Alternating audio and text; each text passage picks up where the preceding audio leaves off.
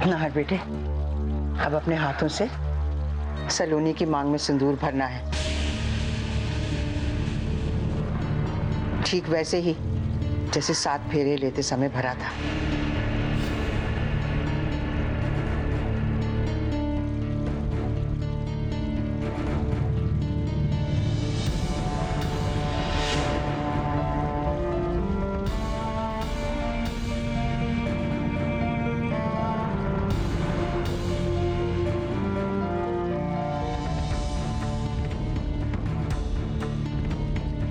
सोच क्या रहा है नाहर?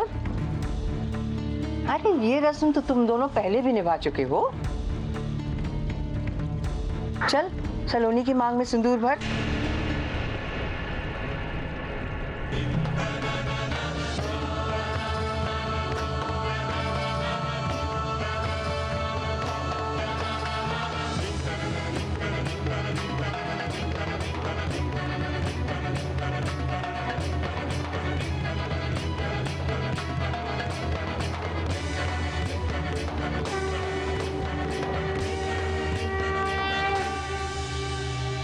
ये क्या हो गया तुम दोनों को?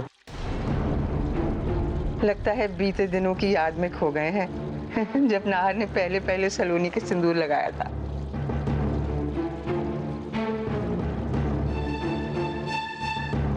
अरे रस्म पूरी करो ना जल्दी से, हम लोग इंतजार कर रहे हैं।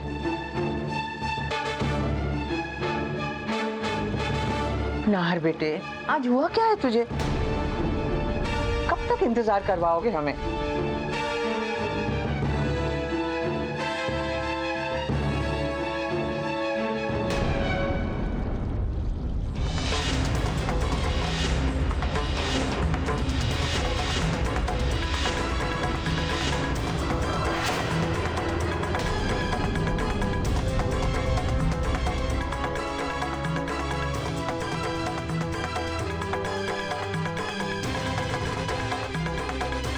बड़ा अपशकुन पूजा के बीच में,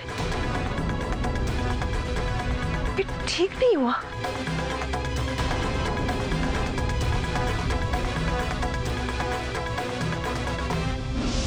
वाह, कितना अच्छा बनाया है तूने। सही है यार, तू तो बड़ी होकर पेंटर ही बनेगी। Thank you. ये मैंने तुमसे ज्यादा स्कोर किए। So what? वैसे भी फाइनल नहीं था, अभी तो 2 बारी बाकी है ना। श्वेता ये देखो, अच्छा बना है ना? ये मैंने खुद बनाया है। और देखना, जब हम माँ पापा की एनिवर्सरी के लिए गिफ्ट देंगे, उन्हें अच्छा लगेगा ना? वेरी स्मार्ट सावरी। देने वक्त तो तुम कह दोगी कि मैंने और श्वेता ने बनाया है, फिर बाद में कुछ ना कुछ चक्कर चला के तुम सबको इनडायरेक्टली ये बताओगी कि इसे श्वेता ने अकेले नहीं बनाया है। श्वेता, ये सावरी है ना, हमेशा तुम्हें डांट खिलवाने के ही काम करती है। कामिनी, तू हमेशा ऐसा क्यों कहती है? मैं क्यों करूंगी जानबूझ के सब? और मैं तो इसकी बहन हूँ ना, मैं ऐसे क्यों फंसाऊंगी? चुप करो सावरी, मुझे नहीं चाहिए तुम्हारी स्टूपिड सा गिफ्ट अपने मॉम डैड के लिए।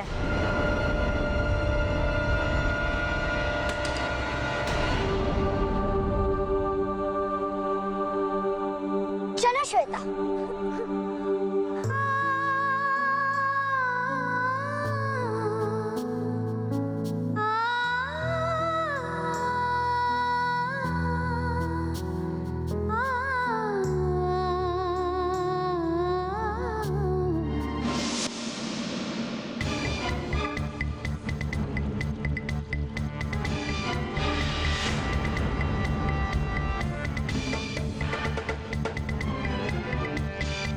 आप लोग बिल्कुल भी चिंता मत कीजिए, ये शगुन अपशगुन कुछ नहीं होता है।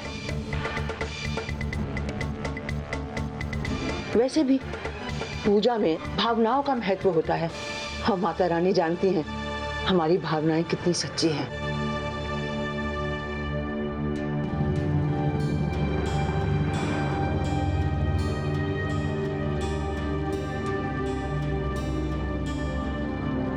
नाहर, जी ये भर सलोनी की मांग।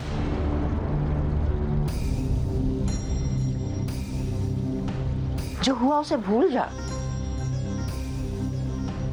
तुम दोनों का रिश्ता तो ऊपर वाले ने जोड़ा है, तभी तो इतना झेलने के बाद भी तुम दोनों साथ हो। ये छोटी छोटी बातें तुम्हारे रिश्ते को भला बिगाड़ सकती है? क्या हुआ? चल रस्म पूरी करना है।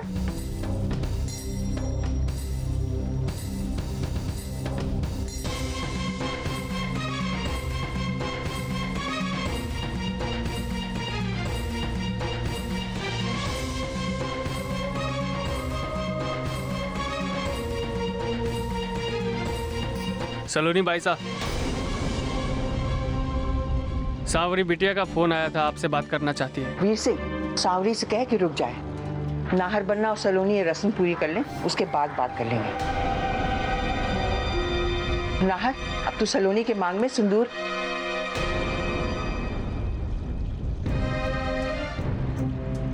डाल भी दिया।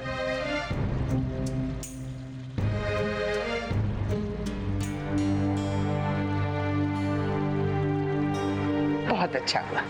जा सलोनी, अब तू सावरी से बात कर ले। बाकी की पूजा हम पूरी कर लेंगे। जी।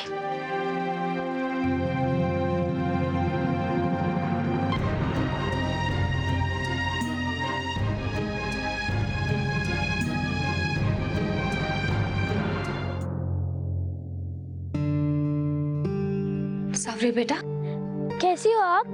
अपनी बेटी के बिना माँ कैसे हो सकती है? जरा भी दिल नहीं लग रहा तुम्हारे बिना। मुझे भी आपकी बहुत याद आती है। हाँ बेटा, लेकिन कुछ ही दिनों की तो बात है। तब तक अपना ज्यादा ध्यान कैंप में लगाना और बीच बीच में अपनी माँ को भी याद करना। मजा आ रहा है ना कैंप में? हाँ माँ, बहुत मजा आ रहा है। पता है माँ, आज है ना, हमें फ्लावर पॉट्स को पेंट करना था और मैंने अपना फ्लावर पॉट सबसे अच्छा बनाया। अरे वाह, मैं जानती हूँ सबसे अच्छी सजावट सावरी की ही होगी। इसी तरह अच्छी अच्छी चीजें सीखती रहना और यहाँ आकर अपने घर के सारे गमलों को सजा कर रख देना। तुम दोनों बहनें साथ में भी हो, तुम्हारे सारे कजिन्स भी साथ में हैं, है ना? खूब धूम मचाना। हाँ, वैसे माँ, पापा कहाँ पर है? उनसे बोलना। हाँ, मुझे भी उनसे बात करनी है। बेटा, पापा तो पूजा में है। पूजा खत्म होते ही मैं उनसे कह दूंगी कि तुम्हें फोन करें, ठीक है? हाँ माँ, पक्का बताओगी ना उन्हें? हाँ ठीक है, अपना ख्याल रखना। काश इस वक्त बच्चे भी होते। मजा नहीं आ रहा कुछ उनके बिना। अरे हाँ तारा भाभी, आदित्य कहीं दिखाई नहीं दे रहा। वो तो कैंप पे नहीं जाने वाला। आदित्य को तो मैंने फोन ही नहीं किया। उसे पूछना था वो पहुंचा कि नहीं। सब लोग चले गए थे कैंप में, बाद में अकेला बैठा बोर हो रहा था। फिर बोला कि उसे कैंप जाना है। मैं उसके टीचर को फोन करके पूछती हूँ वो पहुंचा कि नहीं।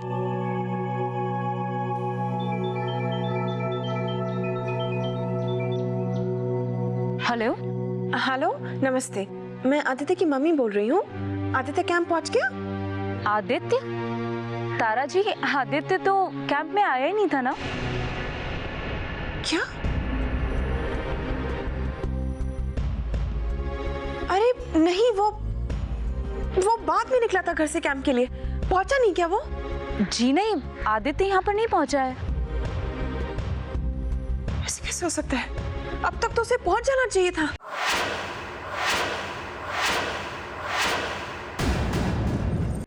शायद वो वहीं होगा और आपको पता नहीं होगा। आप प्लीज ढूंढ के देखिए, शायद वो होगा वहां पे। तारा जी, मैं कैंप में ही हूँ। अगर वो यहाँ पर आया होता तो मुझे जरूर पता चलता। वैसे किसके साथ भेजा आपने उसे? मैंने उसके दोस्तों के साथ भेजा था। वो What? आप अपने बेटे को ऐसे किसी के साथ कैसे भेज सकती हैं? वो भी इतनी दूर। अकेला नहीं था वो, मैंने ड्राइवर भेजा था उसके साथ। आप देखिए ना, प्लीज ढूंढिए उसको, शायद होगा वहां पे। Tara ji, I am very much sure वो यहाँ पर नहीं है। और अब तो आपने मुझे भी टेंशन में डाल दिया। प्लीज उसका पता चलते ही आप मुझे इन्फॉर्म कीजिए। जी जी। राम सिंह जी हुकुम। वो ड्राइवर को भेजो यहाँ। जी।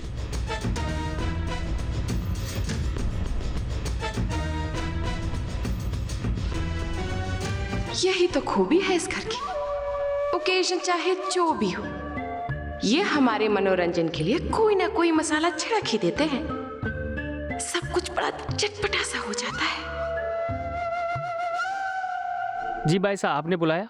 मैंने तुम्हें आदित्य को काम छोड़ने को कहा था ना, तुमने छोड़ा उसे? नहीं भाई साहब,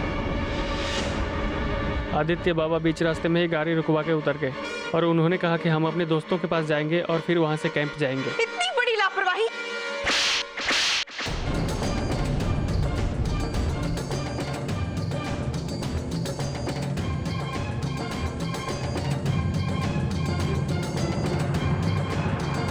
शांत हो जाइए भाभी साहब। अब इस पे गुस्सा निकालने का क्या मतलब है? मैंने आपसे पहले ही कहा था, बच्चों को इतने पैसे नहीं देने चाहिए, बुरी आदतें लगती देर नहीं लगती। सलोनी प्लीज, फॉर हेवन सेक, मुझे तुम्हारी नसीहत की कोई जरूरत नहीं है। मेरी जिम्मेदारी है मेरा बेटा, मैं उसे ढूंढ लूंगी। तुम अपनी शादी की सालगिरह मनाओ।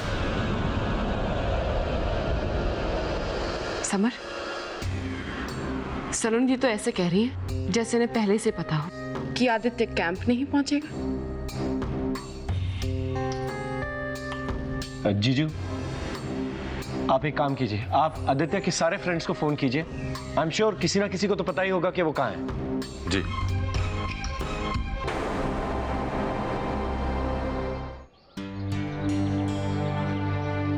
देखना जीजी, अब ये दोनों गुड्डा गुड्डी एक दूसरे के गले में हार डालेंगे। आ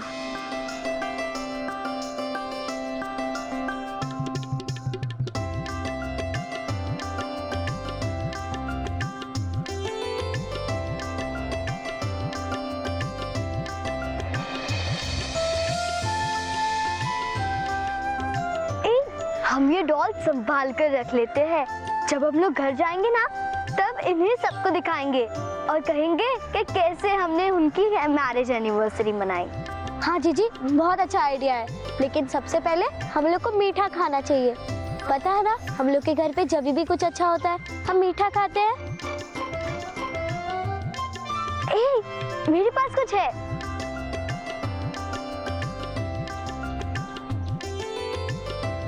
चॉकलेट। अरे वाह,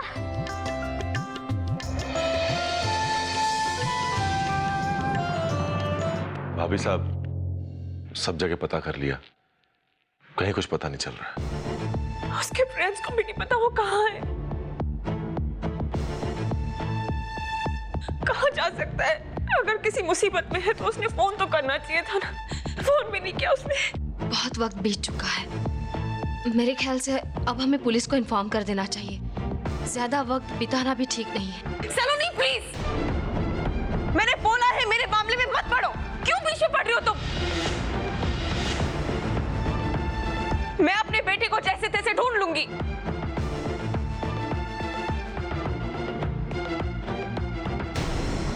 राम सिंह, राम सिंह। जी हुकुम। ड्राइवर से कहो गाड़ी निकाले, वो मैं जाके ढूंढूंगी उसे। जी। भाभी साहब, मैं भी आपके साथ चलता हूँ। नहीं, तुम यहीं रुको ना, मुझ में है काबिलियत अपने बेटे को ढूंढने की।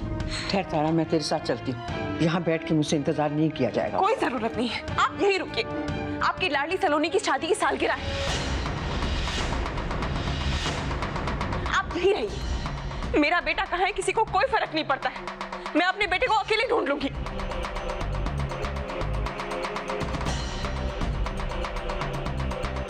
दीदी, ये तारा भाभी को हो क्या गया? फजूल में आपको बुरा भला कर रही, क्यों? समर, आप ये सब सलोनी दी से क्यों कह रहे हैं? ये तो कभी गलत हो ही नहीं सकती। जरूर गलती तारा जी से हुई होगी, क्योंकि सलोनी जी तो कभी गलत कर ही नहीं सकती। अरे हम सब जानते हैं कि सबसे ज्यादा दुनियादारी तो सलोनी दी को आती है। हम सबसे समझदार तो वही है।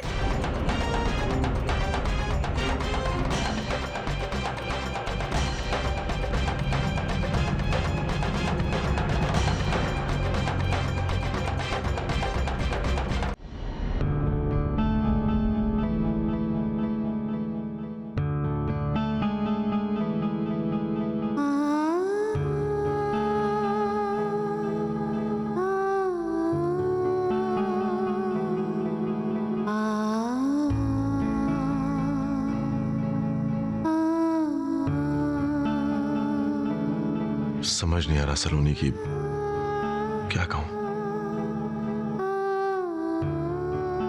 बस प्रार्थना कीजिए अमृत जी, आदित्य जहां कहीं भी हो सकुशल हो और सही सलामत घर वापस लौटे। सलोनी, हमें लगता है कि आदित्य अपनी मर्जी से ही कहीं गया है और जल्दी ही लौट आएगा। हमें कष्ट तो भाभी सा के व्यवहार से ज्यादा हो रहा है। उन्होंने दूसरी बार ऐसी बातें कही हैं। पहले तो मैं लगा कि ये बस एक पल की भड़ास थी, जो मन में आया उन्होंने कह दिया, लेकिन अब लग रहा है कि वो उस पल की भड़ास नहीं थी। ये बातें कहीं ना कहीं उनके मन में घर कर गई हैं सलोनी। समझ नहीं आ रहा कि वो ये कैसे भूल गई कि आप उनसे भाई सा और आदित्य से कितना प्यार करती हैं। इस घर की आपके लिए क्या अहमियत है। न जाने कहां से उनके अंदर आपके लिए इतनी कड़वाहट भर गई है। ऐसा नहीं है अमृत जी, भाभी सा के दिल में मेरे लिए कोई कड़वाहट नहीं है। एक माँ है वो, और कोई भी माँ किसी तीसरे से अपने बेटे की बुराई नहीं सुन सकती। ये एक अंधा विश्वास होता है माँ का, और कोई भी उस विश्वास पर अगर शक करे तो इस तरह का व्यवहार स्वाभाविक है। इस वक्त अपने बेटे के लिए तड़प रही है वो, सही गलत का फर्क नहीं दिखेगा उन्हें। एक माँ होने के नाते मैं उनका दर्द समझ सकती हूँ। ईश्वर करे सब ठीक हो जाए सलोनी, परंतु डर इस बात का है कि कहीं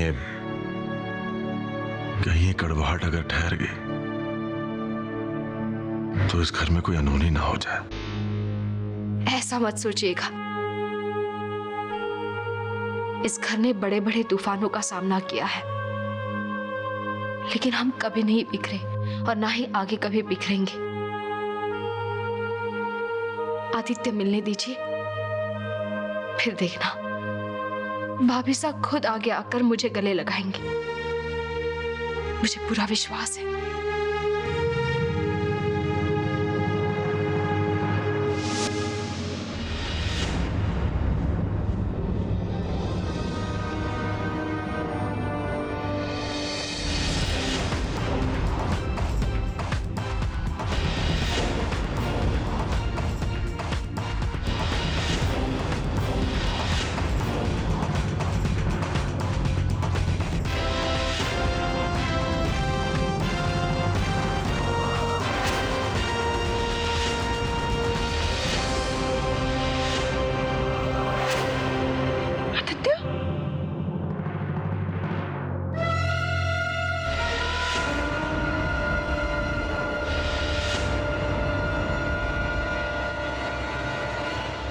ड्राइवर जल्दी से उस गाड़ी के पीछे। सिग्नल बंद है मैडम। अरे नहीं, चलो।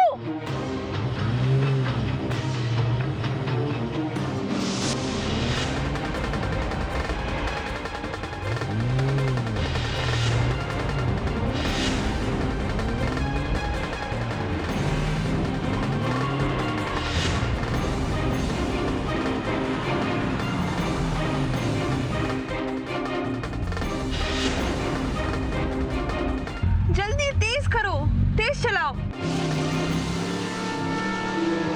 ओवरटेक करके रोक देना गाड़ी को।